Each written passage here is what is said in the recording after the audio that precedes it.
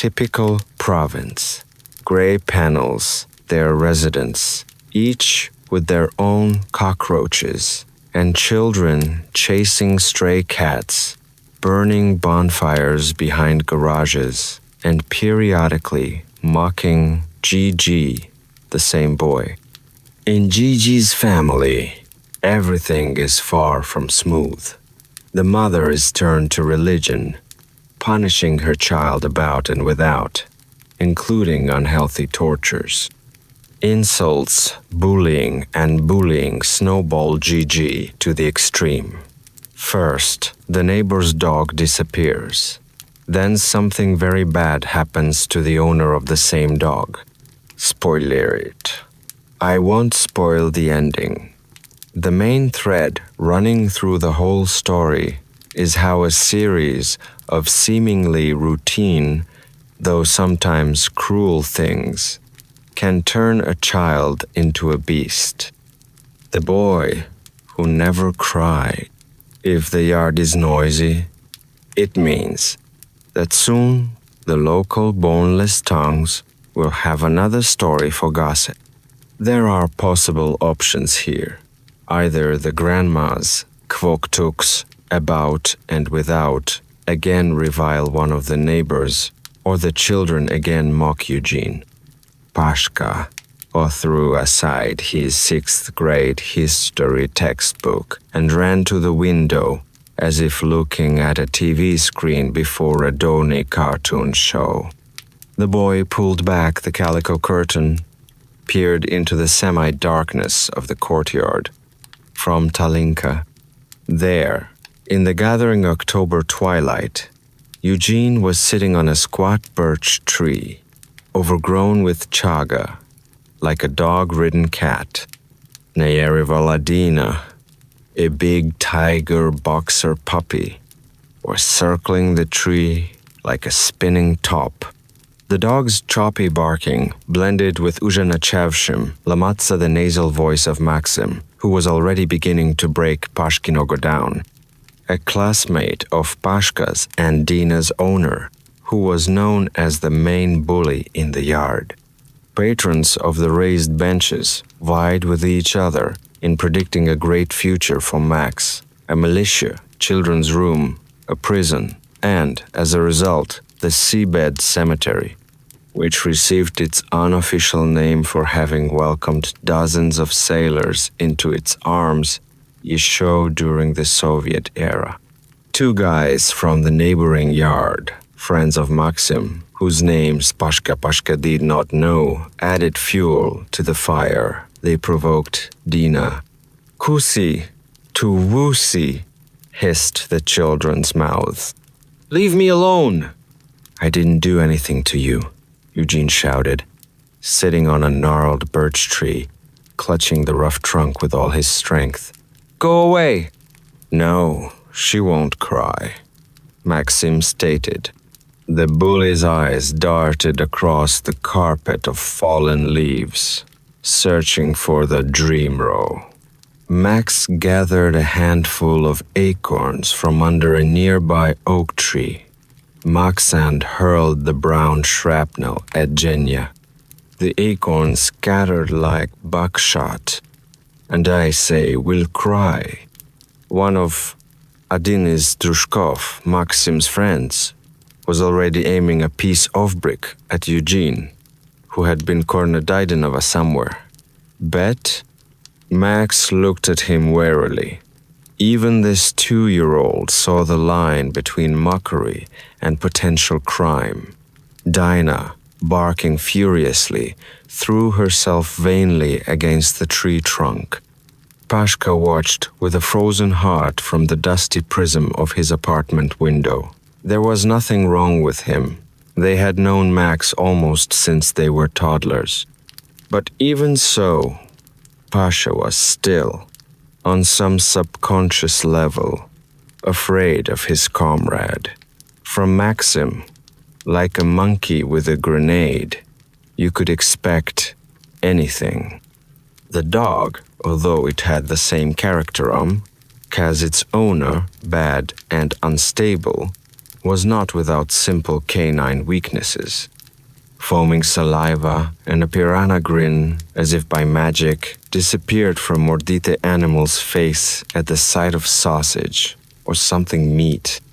This little trick, spied by Pashka in some Soviet-era movie, saved his fifth point more than once from Dina's sharp fangs needles.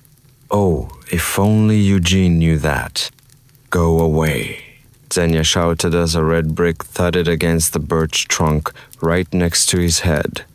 Stripped of power, as if dried in the wind, the eyes didn't even blink.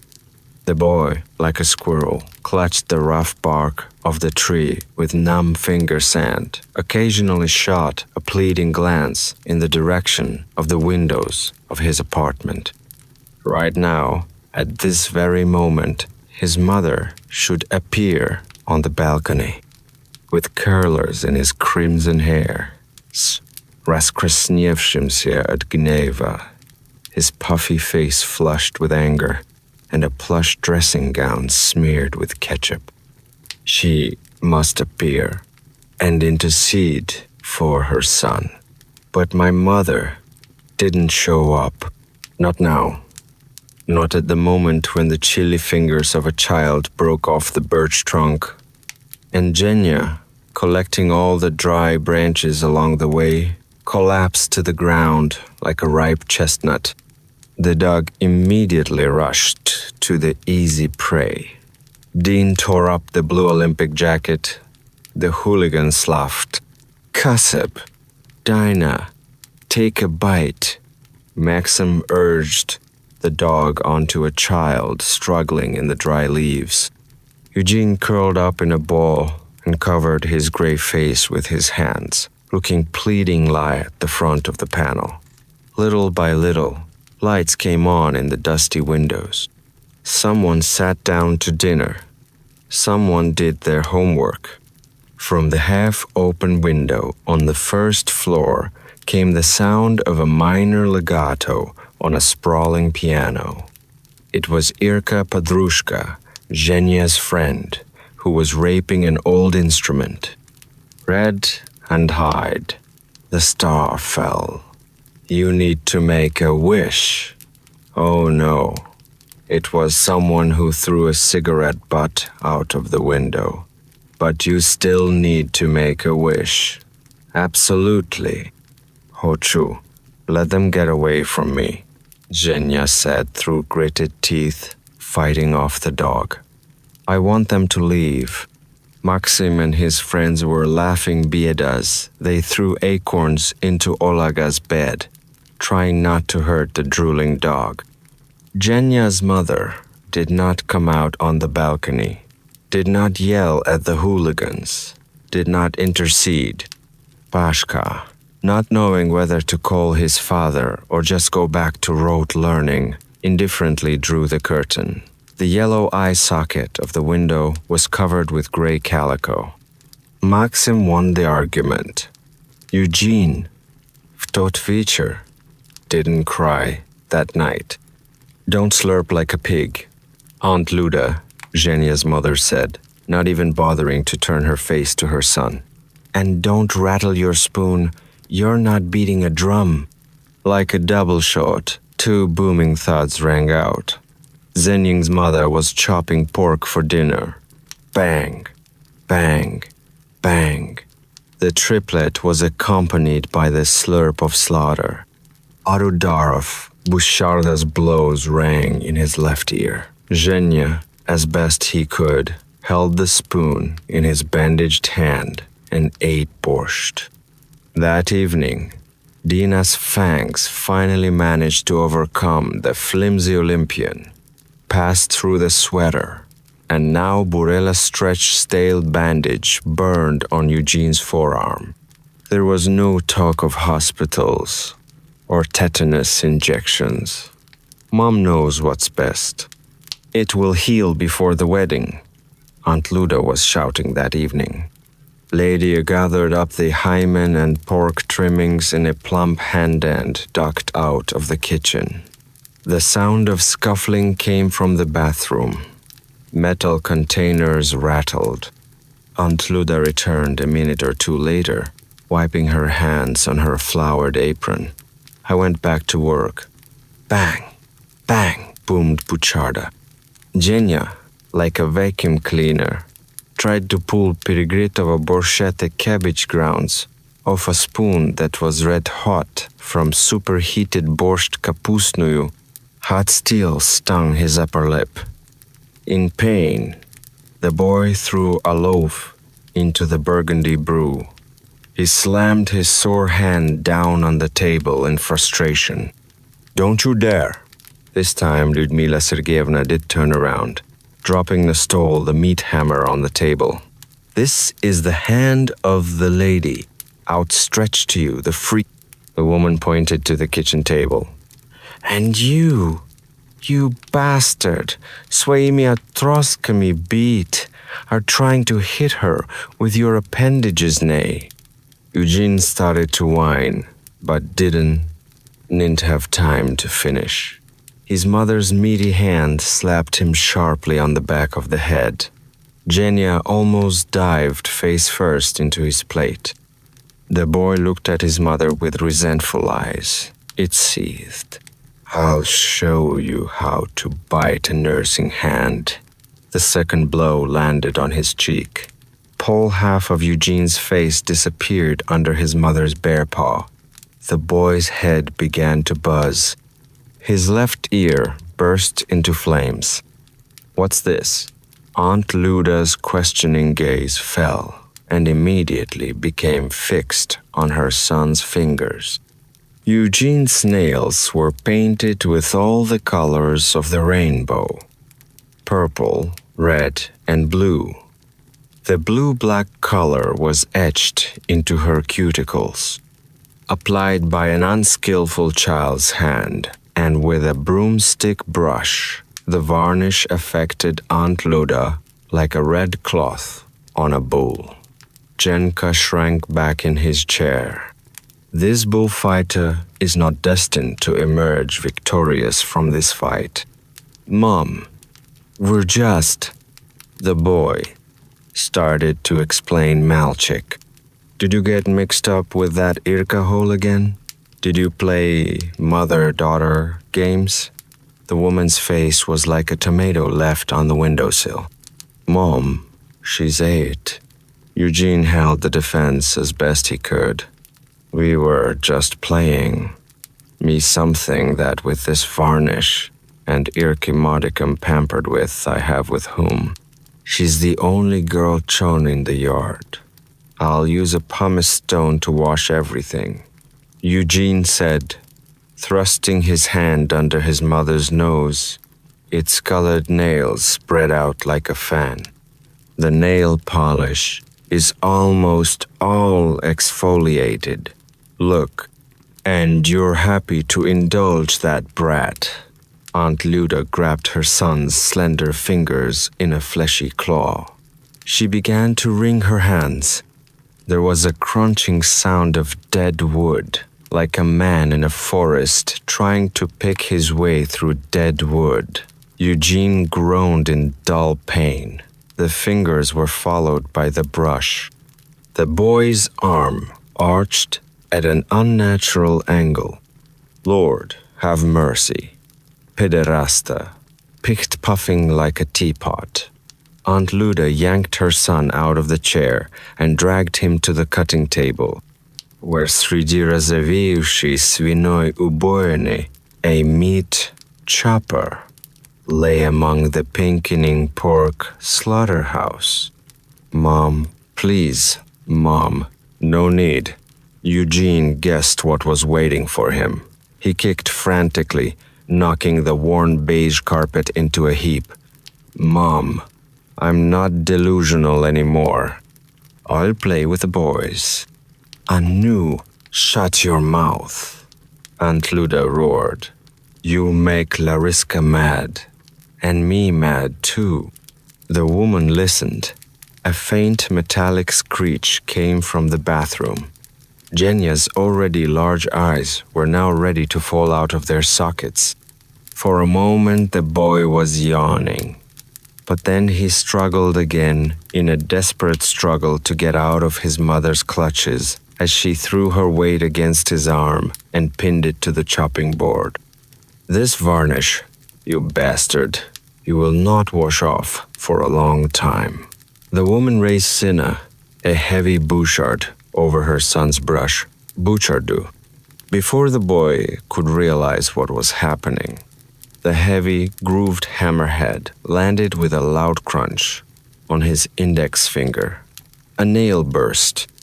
The murmur of the big-bellied TV drowned out Jenya's scream, which turned into a muffled moo, the kind you might hear in the slaughterhouse. The hammer split the air a second time. Gide Kohe slurped his middle finger. A dull ache spread through his shivering body, the words coursing through his nerves, throbbing somewhere deep in his head. "This little finger wants to sleep," Aunt Luda said, raising her bouchard again. "This little finger is a jump to bed." The hammer landed with even greater force on the crippled hand. The cutting board was dappled with scarlet beads of blood. Red puddles formed under the flattened fingers of the wife's hand race. "This little finger is asleep," Obnajiv Mednia. Aunt Luda roared, exposing her copper-toothed crowns, and lowered the bloody firing pin to her son's tiny little finger. "That little finger's already fallen asleep." Eugene's mooing turned into the whining of a battered puppy. The boy bit down on both cheeks in pain, choking back the scream that was coming from his mouth filled with thick, iron saliva.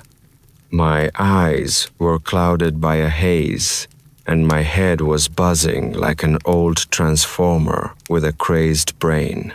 Jenka was losing consciousness. The boy fell out of his mother's arms like a limp bird, falling to the linoleum floor. Outside the window, an obsessive autumn twilight was gathering. Water pipes were humming in the Wals's televisora, and Leonid Kanevsky from the TV program Investigation Conducted was reciting something about domestic violence. The silence of the autumn evening was broken by a deafening cannonade. Eugene looked out of the window. On the outskirts of the yard, not far from the dumpsters, the yard kids were burning a bonfire. The muffled pop of acorn and chestnut trees bursting was followed by the whooshich, nakrepka zakruchenych propkami of soda bottles being burned out and tightly corked. Thick, acrid smoke from the smoldering damp leaves rolled in heavy clouds across the courtyard. Through the slightly opened window, an incomparable fragrance hit Jenya's nose. The smell of autumn, the smell of holidays. Fought heavy artillery was used. Max threw fragments of slate, probably found somewhere behind the garages, into the embers. Dina, barking thinly, ran after Pashka without malice trying to grab him by the pant leg. Eugene was in a hurry. October bonfires were a kind of ritual marking the beginning of the autumn holidays. Eugene couldn't possibly miss it. He wasn't afraid of Maxim and his friends. After all, Pashka is there, Pashka, and Pashka is a friend. He will intercede. Dina is another matter. Zhenya was madly afraid of dogs. His badly healing fingers stubbornly refused to tie their shoelaces. Most of all, Littlefinger suffered. In color and shape, it now resembled a blueberry bagel with a leaking filling. Half-moons of clotted blood were visible under the cracked, partially peeled nails. Jenya's mother told the whole story to school teachers and neighbors that her idiot son had pinched his fingers on the door of a minibus. Oddly enough, The school believed in this nonsense. But, by order of his mother, Genya did not go to lessons, and in general, he did not stick out of the house unnecessarily. Eugene glanced at the wall clock. It was more than an hour before his mother arrived from her shift at a convenience store called Profitable.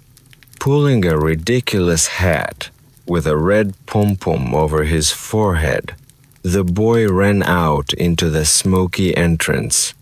The evening courtyard greeted Genya with the scent of smoldering leaves, crow's roar, and Dina's deep-throated roar. The dog, in full combat readiness, drooling from under drooping cheeks and baring needle teeth, blocked the exit from the entrance. The owner wasn't around. Eugene, staring with frightened eyes, froze as if rooted to the spot. Sweat instantly broke out on her back. His forehead itched under the prickly hat. Both the boy and the beast waited. It was obvious who was the hunter and who was the prey. Jenka cautiously stepped back. At the same time, Dina made a short lunge towards her potential prey. She barked loudly, and wrinkling her wrinkled muzzle, resumed her fighting stance. Boязливо Pятисевin backed away fearfully, keeping his eyes on the dog. Zhenyand, slowly, step by step, disappeared into the semi-darkness of the front door. Slamming the wooden door behind him, he raced to his quarters, taking the stairs several at a time. Genya had a plan. The boy spied the idea in the movie about Shurik. Dina will soon be asleep. Deciding not to waste precious time searching for sleeping pills, which were still not in the house, Genya stuffed broken glass into a piece of meat pie. Dina will fall into a dead sleep. Trying not to cut himself on the broken bottle fragments, carefully masking each glass in the meaty interior of the pastry, Genya cautiously glanced at his watch. Her mother would be back soon. Wzwiedzionym kurkom revolvera. The dog in the door lock clicked as the revolver cocked. Heavy breathing and the rustle of bags came from the hallway. The boy went white. My heart sank into my stomach. For some reason, my mother came home earlier. "My son, gray for your mother's supper," came the commanding voice from the hallway. In a panic, Genya was sweeping the remnants of the glass battle into a kitchen towel. His bruised, aching fingers clumsily picked up the sparkling shards from the tabletop. "What are you doing?" a voice said from behind the boy. In surprise, Genya dropped the towel with the secret ingredient from his unruly, shaking hands, secretum ingredientum. Dozens of glittering shards scattered across the linoleum floor. Aunt Luda's bloodshot eyes scanned the kitchen for more clues. My eyes fell on a single piece of pie. From the plentiful meat filling, like rhinestones, Aunt Luda winked patloho disguised, shiny askolki glass fragments. "Ah, you bastard! Are you need a no-sock trying to bury your own mother, you little bastard?" Aunt Luda's bass sounded like an overclocked turbine. Xenia barely managed to cover his head with ice hands. A heavy slap in the face did not reach the goal. Eugene somehow dodged. The failed attack of Aunt Luda only threw logs into the furnace. Enraged, the woman grabbed the first thing that came to hand, a cutting board. There was a dull pop, as if her pistol hadn't been detonated on Coup X. Xenia's left ear was on fire, and something must have burst in her head. The impactalchik sent Mel tumbling to the floor, curled up in a fetal position on the cold linoleum floor. His mother's scolding echoed in his head in a strangled way, as if Genu had been submerged in water. Anu Kajri. The deranged woman was smearing a glass-filled pie on her son's face. Sharp shards of glass cut his lips, scratched his chin. Zappel. The woman's passion never faded. Grabbing her son's leg, Aunt Liuda dragged him across the floor towards the bathroom. It is given to you for Christ's sake, not only to believe in him, but also to suffer for him. My wife's mother recited furiously, like the Messiah, as she dragged her kicking son over the bathroom threshold. The switch clicked. In the dim light of the Illich light bulb, next to the humming water pipes, a 30-liter welding machine with a dozen holes drilled around its circumference was covered with a lid. In the metal lid, where the handle should have been, there was a large hole, tightly clogged with a makeshift wooden cork. There was a scuffle in the welter, a furious screech as something clawed at the metal in a frenzy.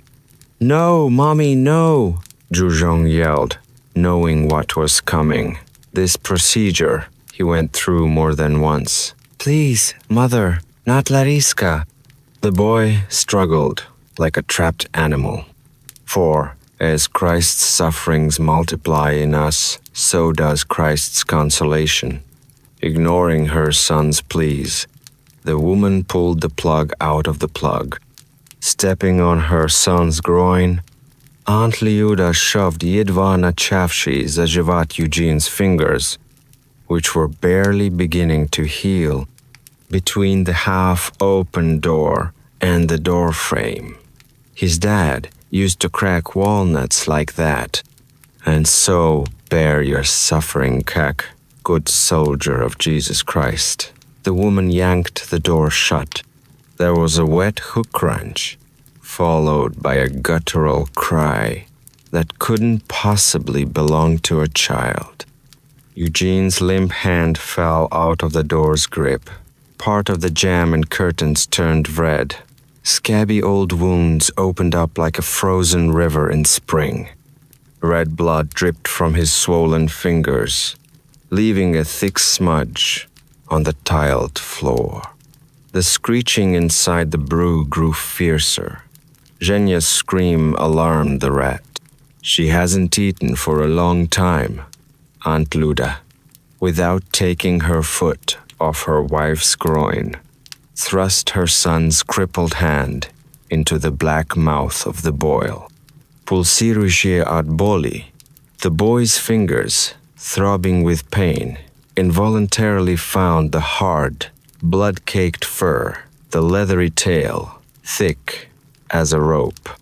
"Bon appetite, Lariska!" Aunt Luda shouted, and hit the welding machine with a metal dustpan that was standing next to it. A terrible bell rang. The rat, stunned and enraged, began to run around the clearing. As if on a meat rope, the creature climbed up the child's arm. The sharp point of the blade bit into the skin, vgrizalas, and the flesh was bitten with its teeth. She would reach up to her elbow and stick her bloody nose through the gap between her wife's hand and the lid. She prostrated herself. The terrible cycle repeated itself again and again. And a little later, when the animal calmed down, a heart-rending child's scream rang through the ventilation shafts, disappearing somewhere under the rafters of the attic, scaring pigeons and disturbing stray cats. Lariska, greedily licking the blood, began to eat the soft bundles fizhgi of mangled fingers. And Eugene was gone. Not like mountain climbers disappear in the mountains, or like old cats who apparently want to die disappear. Not even like mushroom pickers in the forest. No. Rather, it's gone. like a jigsaw puzzle behind the sofa. Everyone knows it's there somewhere, that it's bound to be found. Only will anyone need it when the mosaic moves to the attic of the dacha and the children grow up. The holidays were over. The November winds had already gnawed away the frosted trees. Heating was provided in the apartments, and Eugene did not show up at school or in the yard.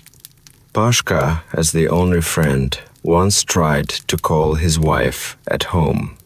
Rather, to clear your conscience, so to speak, check in. Genya has a sore throat. Aunt Luda answered in the usual phrase and hung up before Pasha could finish the banal greeting. Sometimes, late in the evening, sitting on the windowsill and poring over yet another grandiose Russian classic, Pasha would notice a childish figure strolling thoughtlessly around the courtyard. In a sea-ache, with a white scarf tied like a garrote, and a hat with a pom-pom, the child was weaving among the bare trees, picking acorns. He stuffed them into his mittens like a magazine of ammunition and went out to shoot the cats basking in the sewers. Pasha was ready to swear on his mother's heart that it was Eugene. Only he had such a stupid fur coat. Kak, Turande. Leaning out of the open window, Pasha even called out to a friend, and he would at least have henna. The boy in the ridiculous fur coat continued to terrorize the stray cats, not paying any attention to Pashina's calls. On the rare evenings when his wife managed to find a suitable thicker branch, one or two cats who did not have time to dodge the boy's whipping blows were hard hit on the thin, fluffy backs. And then Dina disappeared. Musalia Max, толстенный кусок докторской колбасы, had been searching for his pet for an hour, a thick piece of doctor's sausage in his hand. I went through all the back alleys, twice went back behind the garages, where my parents were strictly forbidden to go. He ran around the entrances, whistling a ragged call sign with his weather-beaten lips, like a hoarse nightingale. There was only one unexplored place left, the eternally flooded basement of the third entrance. Going down the chipped stairs to the basement, Maxim propped up the door that was constantly slamming with a bald birch broom lying nearby. I pulled my hat off my ears so I could hear better. Dean's friend inside? Maybe her paw was interrupted by a well-meaning neighbor, or she got hit by a motorcycle and crawled away to die, hid under the water pipes and now whines piteously somewhere in the dark, sensing an imminent death. Maxim didn't want to think about anything bad. The boy vyključil flashlight keychain. The cold beam danced across deep pools of rotten brown water.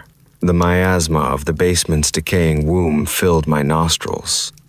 Holding a piece of sausage in one hand and a flashlight in the other, Maxim balanced on a flimsy makeshift gati made of bricks and planks, like a can atomohodets. The rotten, slippery picket fence was pretoplin, flooded with brown water. Max's loud whisper echoed through the dark corridors. Tut, tut, tut.